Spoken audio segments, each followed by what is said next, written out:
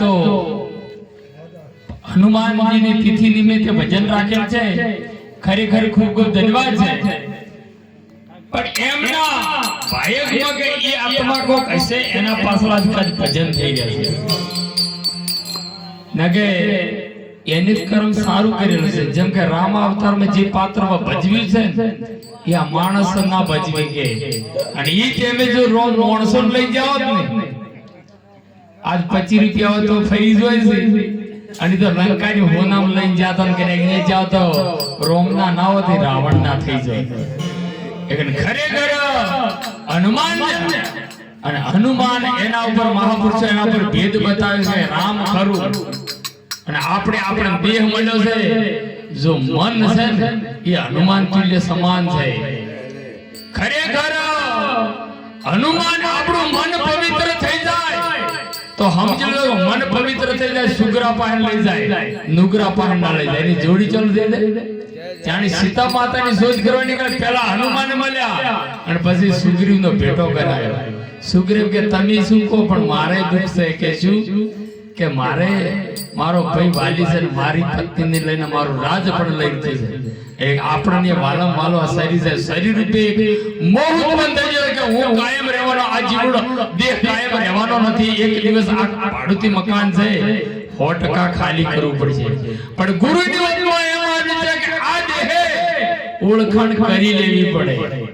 જેમ કે એવું મહાપુરુષે દૃષ્ટાંત દ્વારા ઠપકો આપ્યો છે. ઠપકામાં કેવું કે ગુરુ મહારાજ ન મળ્યા હોય તો ગમે તેટલી શ્રદ્ધા કરો, ગમે તેટલો વિશ્વાસ કરો, કે ગમે તે ભજન કરો.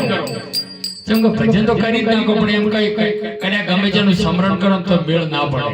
જ્યાં સુધી ગુરુ ના મળે અને ગુરુ ન ઓળખાવે ત્યાં સુધી આ વસ્તુની પરાપ્રાપ્તિ નહીં થતી અને મોક્ષ પણ ના મળે.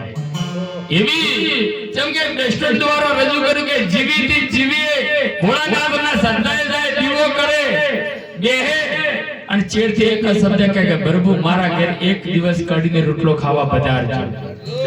જેમ કે એક વધી વિશ્વાસ વધો, બેલેન્સ વધી ગયું. ભોળાનાથને ખબર પડ્યું કે જીવી મને ઓળખી નહીં કે, પણ એનો આ સેવાને તપ વધ્યો કે મારા જવું તો પડશે. ભોળાનાથે વિચાર કર્યો કે આજે જવું છે, એમ વિચાર કર્યો અને એમના પતિને ગામ જવાનું છે. એ દાડે એના પતિનું રૂપ લઈ લીધું. આ સમજવાનું દૃષ્ટાંત છે, પણ સીધો જ સમજાય તો મેળ પડે. નગર કે આવા દૃષ્ટાંત કાયમ હમણાં પણ દૃષ્ટાંત હોય, સીધો જ સમજવું પડે. અને એમના પતિ ગોમ હેડ્યા અને ભગવાન એના પતિનું રૂપ લઈને એના ઘેર ગયા કરે કે ચંપાસા આયા કે ઘરમાં પડ્યો કઢીનો રોટલો ખાઈ લો. કે પ્રભુ કે ખરી વાત છે, તારા કઢીનો રોટલો જ ખાવા આવ્યો છે. ઈ કઢીનો રોટલો ખાવા પેલો હાસો પતિ પાછો આવ્યો.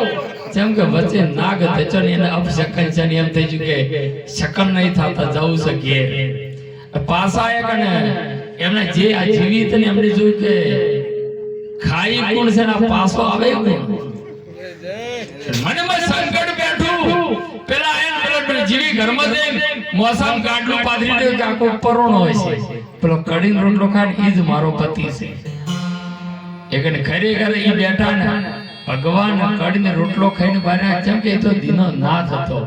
ઈ આયા કે હરખો પાછો બેઠો ને જીવો ભગવાન હતા ને ઓછે કે બેઠી બેઠા બે વાતો કરીને પેલા જે ઓરિજિનલ એનો પતિ તરીકે મારો આયો ખરા, પણ મારા જેવો આયો. હવે વાતો કરી પણ કોઈ મેળ પડે ના.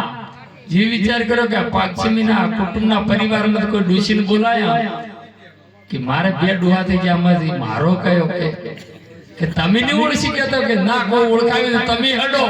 ઈરે આયા અને બેન કે મારો આયો પણ એવો જ આયો. મુએ જે એની વાતો કરી હગાવાળાની પેઢીએની ગમે તેવી વાતો કરી.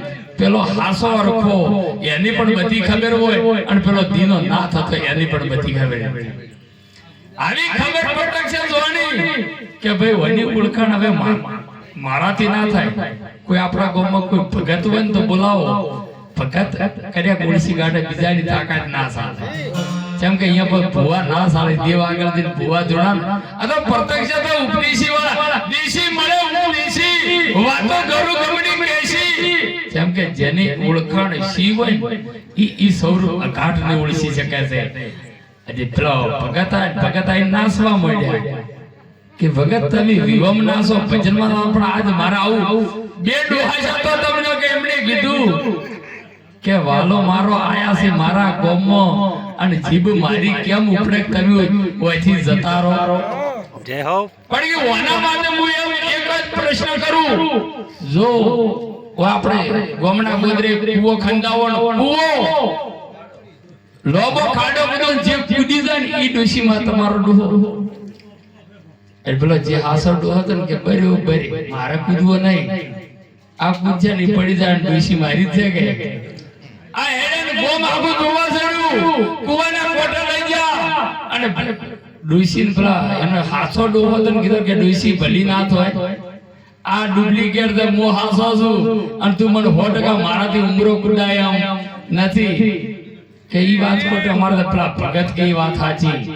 જે ભગત નિર્ણય લી ઈ વાત સાચી ભગવાને વિચાર કર્યો કે તને હું કૂદી જાઉં ડોહો કે તમે કૂદી જાઓ કુવામાં પડી જાઓ હવે ભોળા નાથ જે દીનો નાથ હતો ને જેમ કે એનું બેલેન્સ વચ્યું હતું ને એના દ્વારે આવ્યા હતા એનો પ્રશ્ન એક જ હતો કે મારા ઘેર કડીની રોટલો ખાવાલો બીજો કોઈ પ્રશ્ન નતો અને ભગવાને કૂવો ખોદ્યો ને કૂવો ખોદતે ગેબી અવાજ પાછળ અવાજ કર્યો કે જીવી તારા બેનથી મુ દીનો નાથ ભોળા નાથ તારા દ્વારે આવ્યો પણ જો ફરીથી ઓળખાણ કરવી હોય ને તો કોઈ ગુરુ પાસે જ્ઞાન ચક્ષુ ખોલાઈ જાય જો જ્યાં સુધી ત્રીજું લોચન ને ખુલે ત્યાં સુધી પરમાત્માના દર્શન થવાના નથી આવા સંતોના પુરાવા છે અને એના માટે સંતોએ ભજનમાં કીધું છે